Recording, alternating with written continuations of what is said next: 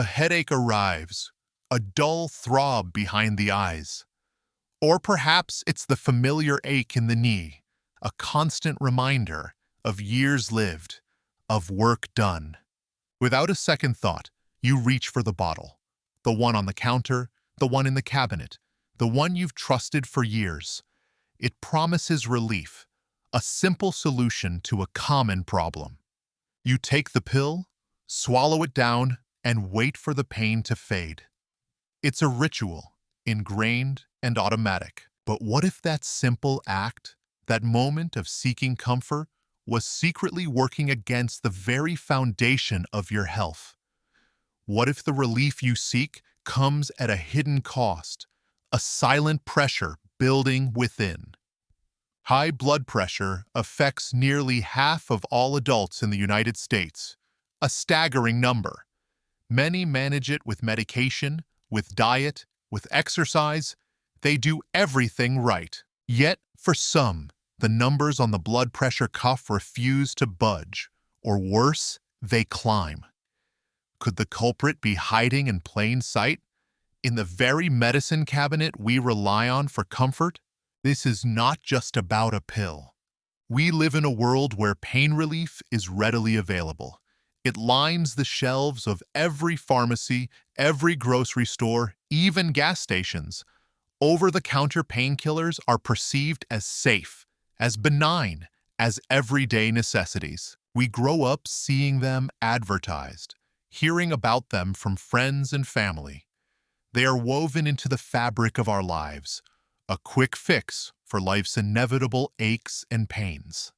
We trust the colorful boxes, the familiar brand names. We trust that if they were truly dangerous, they wouldn't be so accessible. This widespread availability fosters an illusion of universal safety, a consensus that these pills are simple tools without complex consequences. We believe the story that pain is the problem and the pill is the uncomplicated answer.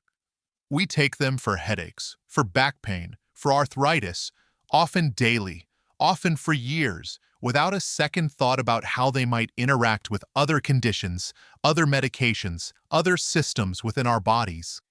This belief is deeply held, deeply ingrained, and for a long time, it was the prevailing narrative. But science, in its relentless pursuit of truth, began to uncover a different story. What leading clinical pharmacologists specializing in cardiovascular risk started to notice were subtle yet significant patterns. Studies began to emerge, quiet at first, then louder, more insistent. They showed that a class of commonly used painkillers, known as non-steroidal anti-inflammatory drugs, or NSAIDs, names like ibuprofen and naproxen, could have a concerning effect on blood pressure. Not just in theory, but in real people living real lives. Research indicated that for individuals already managing high blood pressure, taking these medications could cause their blood pressure to rise.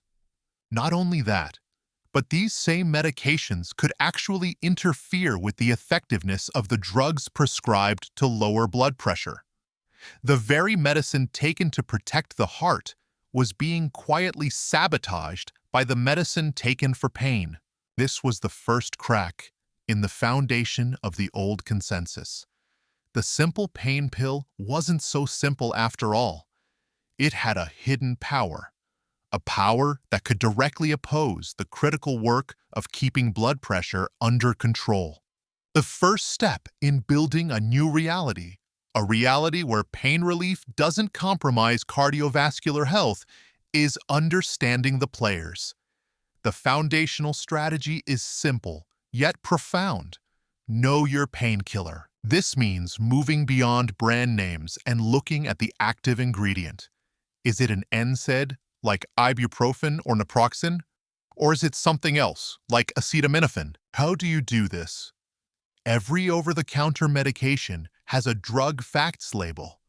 Find the section that lists the active ingredient. This is the key. Identify what you are actually taking. The scientific why behind this is fascinating, and we can understand it with an analogy. Imagine your body is a complex factory with many different machines, each performing a specific task. Pain is like a disruption in one of these machines. Different painkillers are like different tools you might use to fix the disruption. NSAIDs are like a specific type of wrench that works on certain parts of the factory's machinery. Specifically, enzymes called cyclooxygenases, or COX enzymes. By blocking these enzymes, NSAIDs reduce the production of substances called prostaglandins, which are involved in pain and inflammation. But these prostaglandins also play a crucial role in maintaining healthy kidney function and regulating blood vessel tone. When NSAIDs block these prostaglandins, it can lead to the kidneys retaining more sodium and water, increasing blood volume and causing blood vessels to constrict. This, in turn, raises blood pressure. Acetaminophen, on the other hand, is like a different tool that works on a different part of the factory, affecting pain signals in the brain and spinal cord through mechanisms that are not fully understood, but historically believed not to involve the same direct impact on kidney function and blood pressure regulation as NSAIDs. However, recent research is challenging this historical view, which we will explore shortly. For now, the critical first step remains. Identify if your painkiller is an NSAID. Let's look at Arthur. Arthur is 72, enjoys gardening, and has managed high blood pressure for a decade with medication. He also has persistent knee pain from osteoarthritis, for which he regularly takes ibuprofen, a common NSAID. He never thought twice about it. Arthur was frustrated. He was doing everything right, watching his diet, walking daily, taking his prescribed BP pills religiously. During a routine checkup, his doctor, aware of the research on NSAIDs, asked Arthur about all the medications he took, including over-the-counter ones. When Arthur mentioned the daily ibuprofen, the doctor explained the potential link to his rising blood pressure. It was a revelation for Arthur. He hadn't connected the two at all. Under his doctor's guidance, Arthur switched to an alternative pain relief strategy that didn't involve NSAIDs. Slowly, over several weeks, his blood pressure readings began to normalize, returning to his target range, without further adjustments to his primary blood pressure medication. Arthur's story isn't unique. Identifying NSAIDs is foundational, but the second strategy amplifies your ability to manage pain safely. This is the strategy of reducing reliance. It's about exploring and utilizing non-pharmacological approaches to pain management. Think of Pillar 1 as choosing the right key for a specific lock. Pillar 2 is about finding ways to need the lock less often. How do you reduce reliance? This involves a range of approaches. Gentle exercise and movement, like walking, swimming, or Tai Chi, can improve flexibility and reduce stiffness. Physical therapy can provide targeted exercises and techniques to alleviate chronic pain. Heat and cold therapy can offer simple, effective relief for muscle and joint pain. Mind-body techniques, such as mindfulness meditation or deep breathing exercises, can change your perception of pain and reduce the stress that often exacerbates it. Exploring dietary approaches, like incorporating anti-inflammatory foods or supplements like turmeric or boswellia, can be beneficial for some. The synergy here is powerful. By reducing your overall need for pain medication, you minimize the potential exposure to drugs that could negatively impact your blood pressure, whether they are NSAIDs or even, as recent studies suggest, the acetaminophen with regular use. It's not just about substituting one pill for another. Now, a part of you might be thinking, but I've taken this painkiller for years and I'm fine. Or, it's just a little pill. How much harm can it really do? And that's a perfectly rational thought. The biggest pitfall, the point where most people stumble, is the assumption that over-the-counter means risk-free, or that past experience guarantees future safety. The truth is, our bodies change, our health conditions evolve, and the interactions between medications can be complex and cumulative. What was safe yesterday might not be the best choice today, especially when managing a condition like high blood pressure. Another pitfall is the sheer habit of reaching for the familiar bottle without considering alternatives or consulting a professional. This is the point where inertia can keep you on a potentially risky path. Here's how to fly right past it. Recognize that managing high blood pressure requires a proactive approach to all medications, including those you buy without a prescription. Every pill, every supplement, has the potential for interaction. The solution isn't fear. But what if I told you that both of these powerful strategies, identifying the right painkiller and exploring non-drug options, are just tools? They are essential tools, yes, but tools nonetheless. The real power isn't solely in the tool, but in the hand that wields it, and more importantly, in the underlying system that directs that hand. We need to pivot from the external actions, taking a different pill, trying a new therapy, to the internal state, the underlying operating system that dictates your approach to health, pain, and well-being. This unseen force is your mindset, your level of engagement, your willingness to be an active participant in your health journey. It's the difference between passively reacting to pain and proactively managing your health ecosystem. It's the internal shift from the doctor fixes me to I partner with my doctor to optimize my health.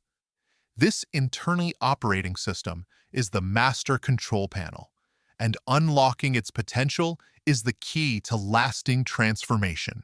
The DEET mechanism, the operating system we've been hinting at, is the principle of informed health partnership.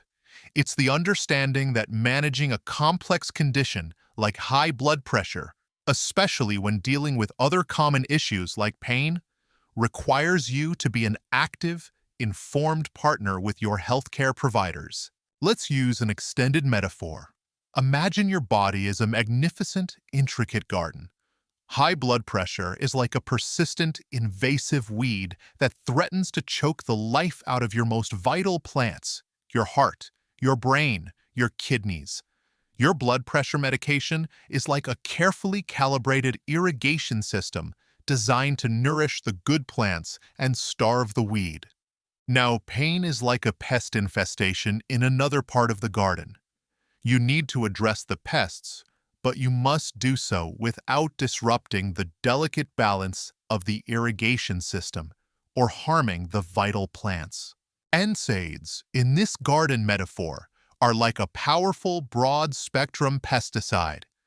They kill the pests, reduce pain and inflammation, but they also have unintended effects on the soil and the irrigation system, kidney function, and blood pressure regulation.